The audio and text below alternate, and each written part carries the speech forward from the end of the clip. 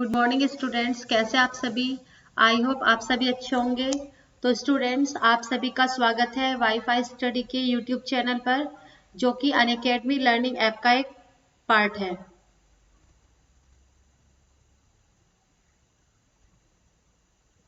Unacademy learning app का एक part है, तो आप सभी अनअकैडमी लर्निंग ऐप भी डाउनलोड कर लीजिए प्ले स्टोर से। ठीक है, तो आपको मैं बता दूं, जो वाईफाई स्टडी है ये अनअकैडमी लर्निंग ऐप का एक पार्ट है। तो आप देखो, वहां पर जो स्पेशल क्लास मिलेंगी वो सभी फ्री होंगी, और वाईफाई स्टडी की कंप्लीट टीम पूरी पेपर फर्स्ट के लिए भी पेपर सेकंड के लिए भी आपको अनअकैडमी पर भी क्लास मिलेंगी वाईफाई स्टडी की टीम की। और वहां मेरी 11 AM भूगोल की क्लास होती है रेगुलर, मंडे टू फ्राइडे। ठीक है, इसके अलावा आपको क्लास मिलेगी आईसीटी और ईवीएस, मानव विकास और पर्यावरण की, और आईसीटी वाली क्लास। ठीक है, और अनअकैडमी पर प्लस क्लासेस होती हैं। जो प्लस क्लास होती है ये पेड कोर्स होता है, इसके लिए लेना पड़ता है आपको सब्सक्रिप्शन। तो प्लस कोर्स के लिए आप तानी बी कोड का जैसे ही यूज करोगे, तानी बी कोड का यूज करने से आपको सब्सक्रिप्शन फी में 10% का डिस्काउंट मिलेगा। तो चलिए फिर शुरू कर, शेयर कर दीजिए अनअकैड शेयर कर दीजिए क्लास का लिंक, जिससे सभी स्टूडेंट्स ज्यादा से ज्यादा क्लास में आए।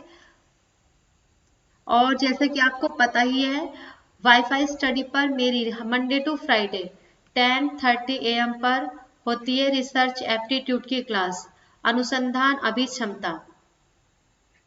और क्योंकि आप जेआरएफ के बाद क्या करोगे, रिसर्च एप्टीट्यूड की यूनिट इसलिए आवश्यक है क्योंकि आप करोगे रिसर्च थीसिस लिखोगे, तो आपके अंदर रिसर्च एप्टीट्यूड होना बहुत ज़्यादा आवश्यक भी है। एक तो इसलिए ये यूनिट आपके लिए बहुत ज़्यादा बेनिफिट करेगी, क्योंकि रिसर्च जब आप करोगे तो उसमें हेल्प करेगी। और दूसरा, पेपर फर्स्ट का सिलेबस है इसलिए भी। तो आप देखो, दूसरा 7 PM पर मेरी क्लास होगी यहाँ पर भूगोल की। ठीक है, first class 10:30 AM research aptitude की, जो कि बहुत जरूरी है आपके लिए। और दूसरी 7 PM भूगोल की क्लास। और अनअकैडमी पर जो तानी बी कोड का यूज आप करोगे, ऐसा नहीं है सिर्फ यूजीसी नेट एग्जाम के लिए, किसी भी एग्जाम के लिए, टीजीटी, पीजीटी, यूपीएससी, एसएससी, किसी भी एग्जाम के लिए आप ये कोड यूज करोगे तो आपको सभी एग्जाम के फी में 10% का डिस्काउंट मिलेगा। तो चलिए फिर आज की क्लास में मैं आपको कराऊंगी अनुसंधान से संबंधित इंपॉर्टेंट क्वेश्चंस, और जो अनुसंधान का अर्थ है उसी से ज्यादातर मैं क्वेश्चन आज कराऊंगी, क्योंकि आपको देखो छोटी चीज भी पढ़नी है, बड़ी चीज भी पढ़नी है, इजी भी पढ़ना है, हार्ड भी पढ़ना है। आपको हर तरह से तैयार रहना है, कहीं से भी क्वेश्चन में आ जाए। ठीक है, 100% अपनी तैयारी रखो, जैसा भी क्वेश्चन पेपर आएगा कोई प्रॉब्लम नहीं है। और आप सभी पेपर पेन लेकर बैठ जाया करो, तो कॉपी पेन लेकर बैठ जाया करो, जहां पर भी जो भी क्वेश्चन आपको नहीं आता है उसको नोट कर लिया करो, बिल्कुल क्लास की तरह ही पढ़ा करो। तो फर्स्ट क्वेश्चन है बच्चों, अनुसंधान का सामान्य अर्थ क्या है, बताइए। पढ़ना, अवलोकन करना, खोजना, बार बार खोजना। तो ये यूनिट है आपकी अनुसंधान अभिक्षमता। तो अनुसंधान का अर्थ आपको बहुत अच्छे से पता हो सभी को। तो आंसर है इसका डी, बार बार खोजना। अनुसंधान को आप इंग्लिश में क्या बोलते हो, रिसर्च। ठीक है, री मीन्स बार बार, और सर्च मीन्स खोजना। तो जब बार बार खोजने की प्रक्रिया है वही है अनुसंधान। ऐसा नहीं है आपने एक बार कोई खोज की और स्टॉप। आप अनुसंधान में बार बार खोजते हो, बार बार उसको प्रयोग के द्वारा सिद्ध कर सकते हो। ठीक है ना। तो अनुसंधान का सामान्य अर्थ है बार बार खोजना। क्वेश्चन नंबर 2, अनुसंधान का शाब्दिक अर्थ क्या है। लक्ष्य का अनुगामी होना, परिकल्पना स्थापित करना, अवधारणा का निर्माण, इनमें से कोई नहीं।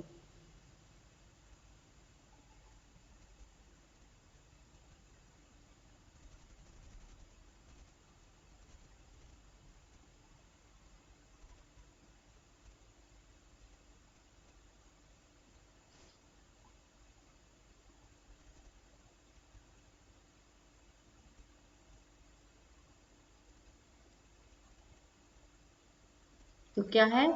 अनुसंधान का शाब्दिक अर्थ है बच्चों लक्ष्य का अनुगामी होना।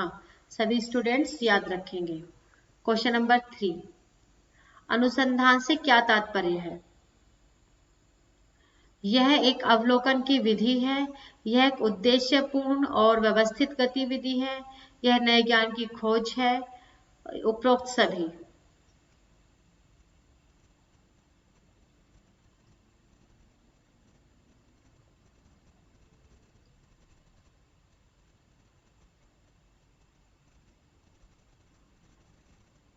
तो अनुसंधान से क्या तात्पर्य है? आंसर है आपका बी। यह एक उद्देश्यपूर्ण, अनुसंधान क्या? उद्देश्यपूर्ण।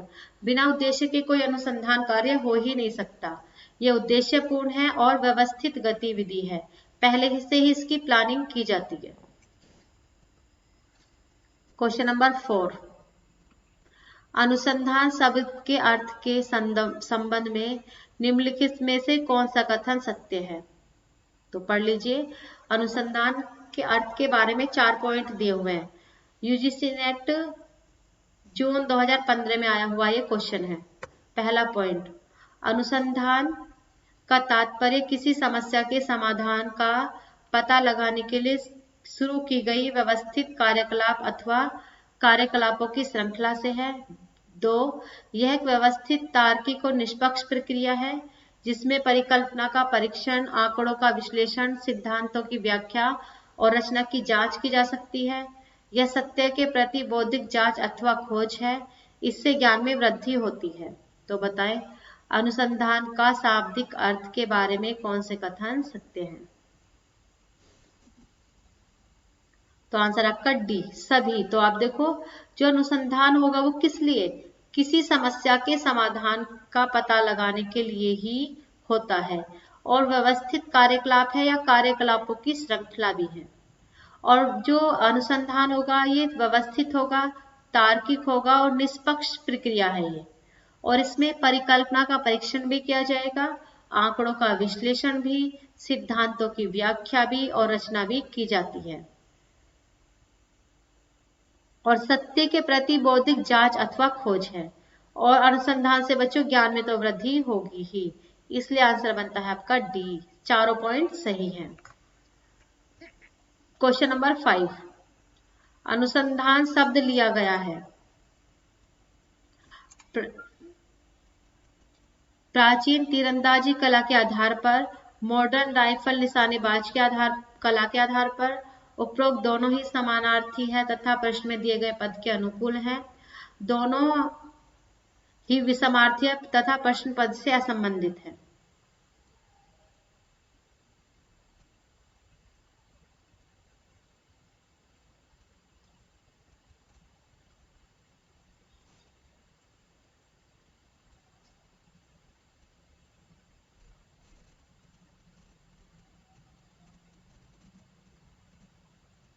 तो बताएं बच्चों। तो क्वेश्चन नंबर 5 का आंसर है सी, उपरोक्त दोनों ही समानार्थी हैं और प्रश्न में दिए गए पद के अनुकूल हैं। तो प्राचीन तीरंदाजी कला के आधार पर और मॉडर्न राइफल निशानेबाज कला के आधार पर, ये दोनों समानार्थी हैं और इसी आधार पर अनुसंधान शब्द लिया गया है। Question number 6, very easy. अनुसंधान शब्द का संधि विच्छेद आप करोगे तो कौन कौन से शब्द प्राप्त होंगे?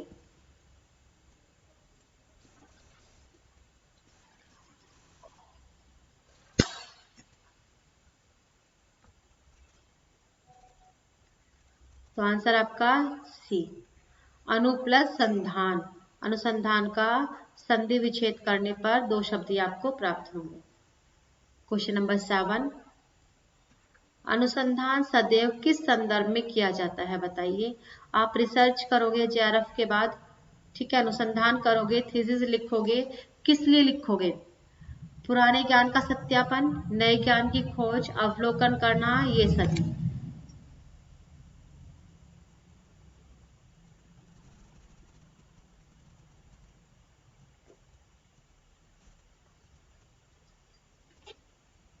तो 7 का आंसर होगा डी। अनुसंधान नए ज्ञान की खोज के लिए भी किया जाता है, अवलोकन करना, और पुराना जो ज्ञान है उसको सत्यापित करने के लिए भी अनुसंधान कार्य किए जाते हैं। तो इसलिए आंसर बनता है डी। हिंदी भाषा में शब्द अनुसंधान से क्या तात्पर्य है? अभी आपने लास्ट क्वेश्चन में भी ये किया था, तो बताइए हिंदी भाषा में जो शब्द है आपका अनुसंधान, उससे क्या तात्पर्य है? लक्ष्य का पीछा करना, लक्ष्यगामी, लक्ष्य प्राप्ति, लक्ष्य का अनुगामी होना। तो आंसर आपका लक्ष्य का अनुगामी होना। अनुसंधान का हिंदी भाषा में अर्थ है लक्ष्य का अनुगामी होना। क्वेश्चन नंबर 9, किसी समस्या को हल करने या किसी परिकल्पना की जांच करने को अनुसंधान कहा जाता है। ये कथन किसका है? तो ऐसे कथन भी आप लिख लेना। किसी समस्या को हल करने या किसी परिकल्पना की जांच करने को अनुसंधान कहा जाता है। ये कथन किसका है या ये डेफिनेशन किसने दी? तो जी.एम. फिशर। जी.एम. फिशर ने अनुसंधान में के लिए कहा कोई भी समस्या है उसको हल करने के लिए या किसी परिकल्पना की जो आपने पहले से विचार तैयार कर लिया, कल्पना की, उसकी जांच करने को ही अनुसंधान कार्य कहा जाता है। क्वेश्चन नंबर 10, मैकग्रेथ एवं वाटसन ने अनुसंधान के लिए कहा है। बताइए मैकग्रेथ और वाटसन ने अनुसंधान के लिए क्या कहा? खोज प्रविधि का प्रयोग करता, बौद्धिक ढंग से जारी एक खोज, विश्लेषण के लिए वैज्ञानिक विधि का प्रयोग, समस्या समाधान।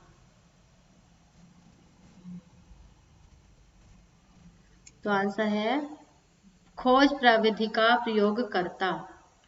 खोज प्रविधि का प्रयोग करता मैकग्रेथ और वाटसन ने कहा है।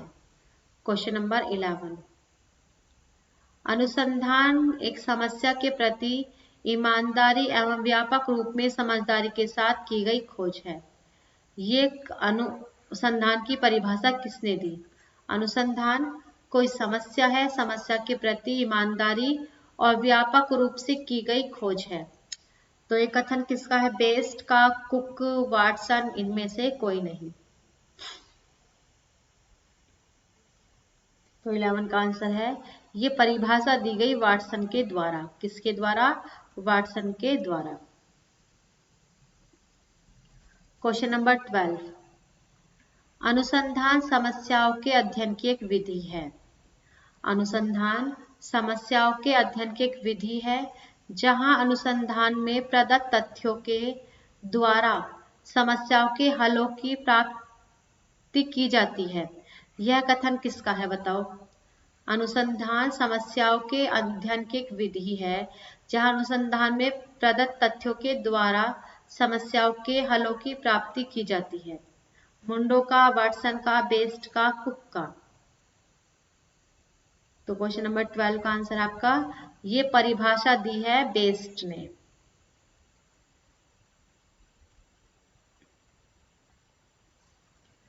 क्वेश्चन नंबर 13, ये क्वेश्चन आया हुआ है जिसे नेट दिसंबर 2010 में। एक प्रक्रिया के रूप में शोध का अर्थ स्पष्ट करने के लिए निम्नलिखित सूक्तियों में से कौन सी प्रासंगिक नहीं है? आपको क्या करना है? एक प्रक्रिया के रूप में, किसमें?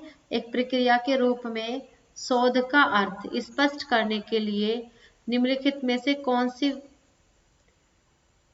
सूक्ति प्रासंगिक नहीं है? क्रमबद्ध क्रिया, प्रयोग एवं त्रुटि, वस्तुनिष्ठ अवलोकन, समस्या समाधान।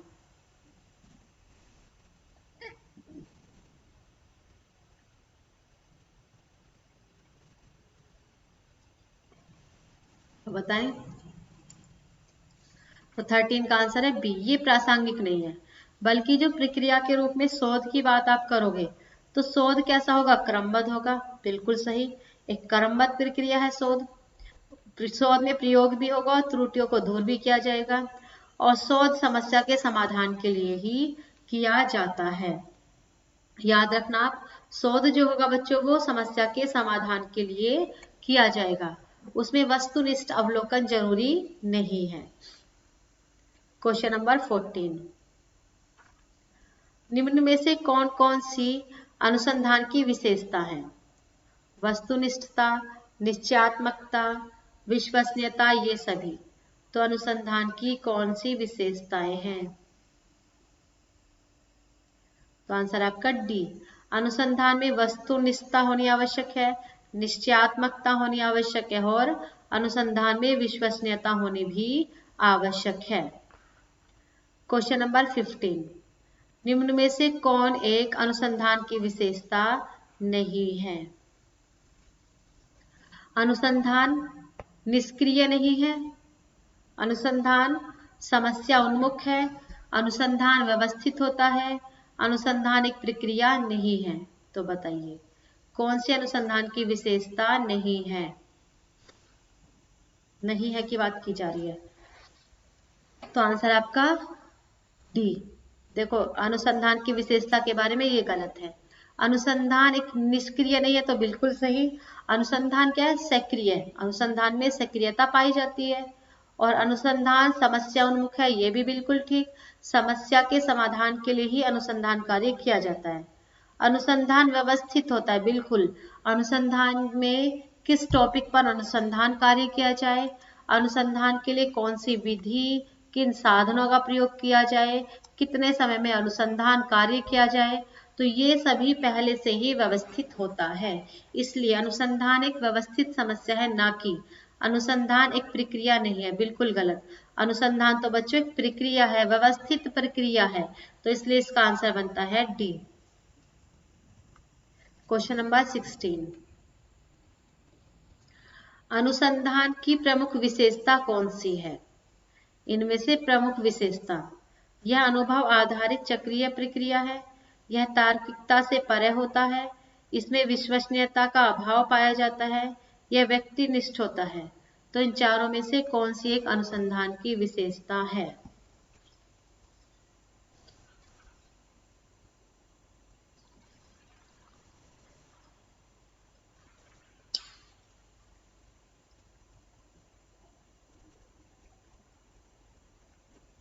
तो बताएं बच्चे। अनुसंधान की विशेषता है ए, अनुसंधान अनुभव पर आधारित चक्रीय प्रक्रिया है। अनुभव पर आधारित चक्रीय प्रक्रिया लगातार चलती रहती है। अनुसंधान तार्किकता से परे, बिल्कुल गलत। अनुसंधान में तर्कों पर ही अनुसंधान किया जाता है, तर्क के आधार पर। अनुसंधान में विश्वसनीयता का अभाव पाया जाता है, ये भी पॉइंट गलत है। अनुसंधान विश्वसनीय होते हैं, अनुसंधान पर विश्वास किया जाता है।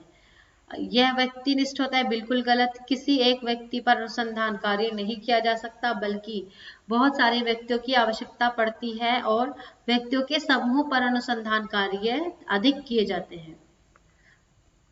क्वेश्चन नंबर 17, अनुसंधान एक प्रक्रिया है, बताइए कैसी? मूल्यपरक, प्रामाणिक, मूल्यपरक, मूल्य रहित, आत्मिक। तो अनुसंधान कैसी प्रक्रिया है? तो अनुसंधान एक मूल्यपरक प्रक्रिया है। कैसी? मूल्यपरक। अनुसंधान में मूल्यों की खोज की जाती है। क्वेश्चन नंबर 18, निम्नलिखित में से अनुसंधान की विशेषताओं से संबंधित कौन से कथन असत्य हैं? अनुसंधान की इनमें से कौन सी विशेषता नहीं है? अनुसंधान की विशेषताओं से संबंधित कौन से कथन असत्य हैं? पॉइंट 1, अनुसंधान चक्रीय प्रक्रिया है। 2, अनुसंधान अनुभव आधारित संकल्पना है। पॉइंट 3, अनुसंधान में वस्तुनिष्ठता एवं विश्वसनीयता का गुण होता है। अनुसंधान तार्किकता को विशेष महत्व नहीं देता। तो ये कौन कौन सी विशेषता असत्य है, या अनुसंधान की कौन सी विशेषता इनमें से नहीं है? पढ़ लीजिए, पढ़कर खुद भी लिखा करो आंसर। तो आंसर है 3 का बी।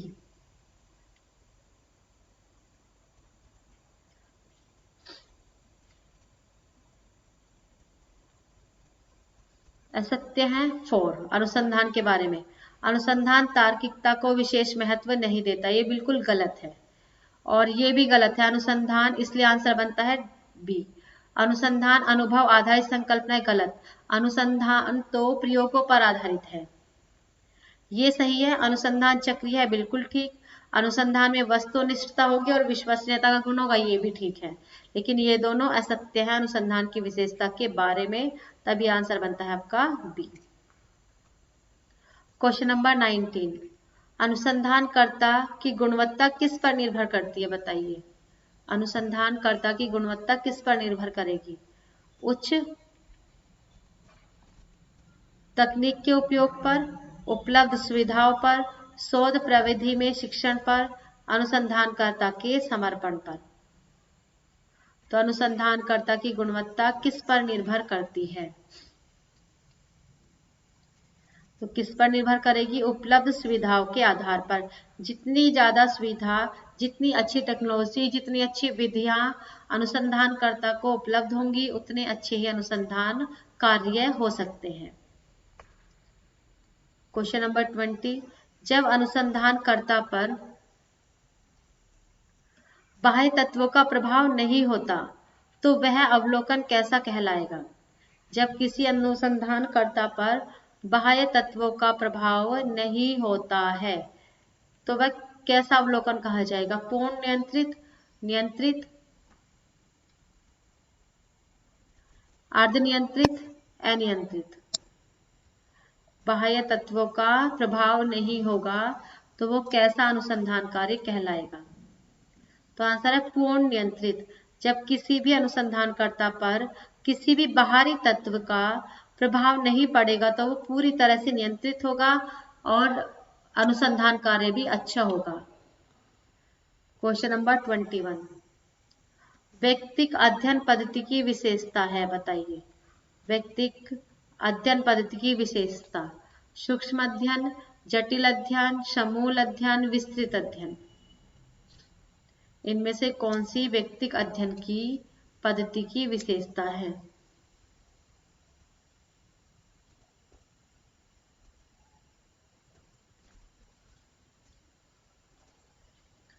तो आंसर आपका बताया करो स्टूडेंट्स, खुद भी आप। सूक्ष्म अध्ययन। व्यक्तिक अध्ययन की पद्धति में क्या होगा? अध्ययन सूक्ष्म होगा। क्वेश्चन नंबर 22, ये क्वेश्चन यूजीसी नेट एग्जाम 2010 में आया हुआ है। अनुसंधान अन्वेषण में एक सामान्य परीक्षण में प्राथमिकता दी जाती है किसको? जो अनुसंधान कार्य होगा सामान्य परीक्षण में किसको प्राथमिकता दी जाएगी? प्रयोग को, वस्तुनिष्ठता को, विश्वसनीयता को, ये सभी को। तो बताएं आप। तो इसका आंसर है बच्चों डी। जो अनुसंधान में विश्वसनीयता होने आवश्यक है, वस्तुनिष्ठता और अनुसंधान को प्रयोगों के द्वारा सिद्ध किया जाए कहीं पर भी किसी भी परिस्थिति में, और जो परिणाम निकल कर आए वो हर बार एक से ही आए। जब भी आप प्रयोग करो, अनुसंधान को प्रयोगों के द्वारा ही सिद्ध किया जाता है और बार बार प्रयोग करोगे और परिणाम एक से आएंगे। तो इस चीज को भी प्राथमिकता दी जाती है कि कोई भी अनुसंधान हो उसको प्रयोगों के द्वारा सिद्ध भी किया जा सके।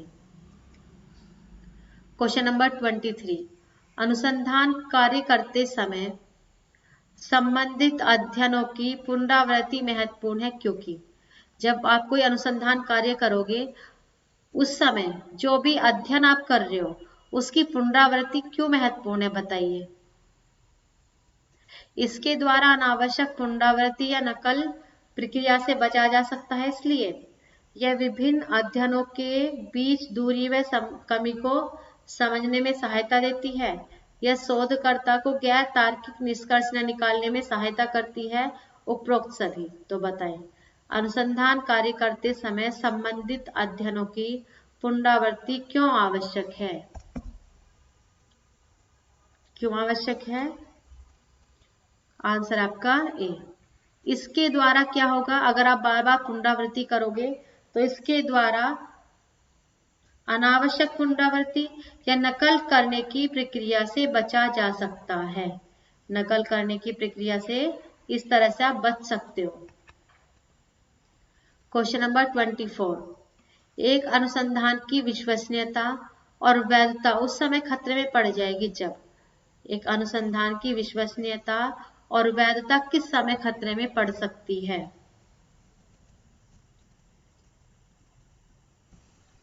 लेखक जो सूचना का स्रोत है पक्षपाती, अयोग्य और बेईमान हो, घटना को घटित होने के लंबे समय के अंतराल के बाहर सुरक्षित किया गया हो, शोधकर्ता स्वयं भी निष्कर्ष निकालने की पर्याप्त क्षमता ना रखता हो, उपरोक्त सभी।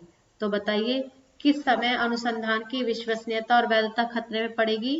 तो आंसर है इसका डी, इन सभी परिस्थितियों में अगर लेखक जो सूचना का स्रोत है वो पक्षपाती होगा, सूचना ही आपको गलत मिलेगी, आंकड़े ही आपको गलत मिलेंगे, ठीक है ना।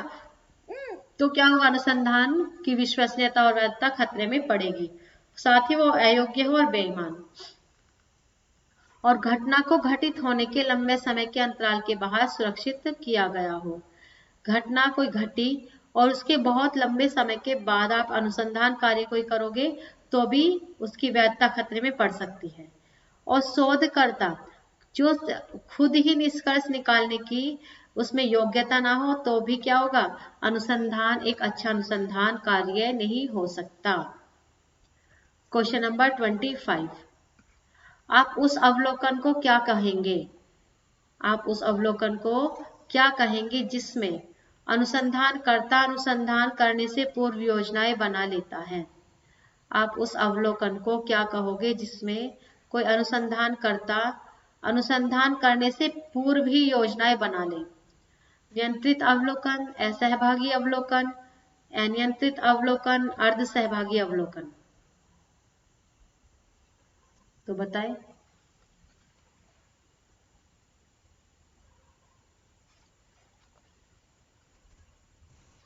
उस अवलोकन को क्या कहोगे? तो आंसर है इसका नियंत्रित अवलोकन।